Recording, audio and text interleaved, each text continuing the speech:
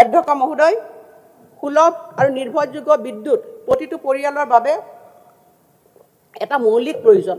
গ্ৰাহকসকলৰ বিত্তীয় বোজা সহজসাধ্য কৰাৰ বাবে লক্ষ্য নিৰ্ধাৰিত সাহায্যৰ মাপকাঠি পৰিৱৰ্তন কৰিবলৈ পাই মই সুখী হৈছোঁ আৰু এই ব্যৱস্থাই 2025 চনৰ 1 মে'ৰ পৰা নিম্ন আৰু মধ্যবিত্ত গ্ৰাহকসকলক প্ৰত্যক্ষভাৱে লাভান্বিত কৰিব। মই প্ৰতি মাহত 120 ইউনিট খৰচ কৰা জীৱনধাৰা আৰু ঘৰুৱা শ্ৰেণীৰ গ্ৰাহকসকল ডমেষ্টিক কেটাগৰী কনজিউমাৰ্ছক প্ৰতিটো ইউনিটত 1 টকাকৈ হ্ৰাসৰ প্ৰস্তাৱ আগবঢ়াইছোঁ। এই ব্যৱস্থাই মুঠ 68 লাখ গ্ৰাহকৰ ভিতৰত 48 লাখ গ্ৰাহকক সকাহ দিব।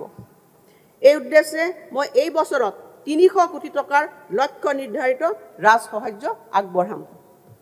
যদি অসম শক্তি বিতৰণ কোম্পানী লিমিটেডে ৰাজহ সংগ্ৰহত ইতিবাচক ধাৰা প্ৰদৰ্শন কৰি থাকিব পাৰে তেন্তে মই এই মাচুল পুনৰ হ্ৰাস কৰাৰ বাবে বিবেচনা কৰিম।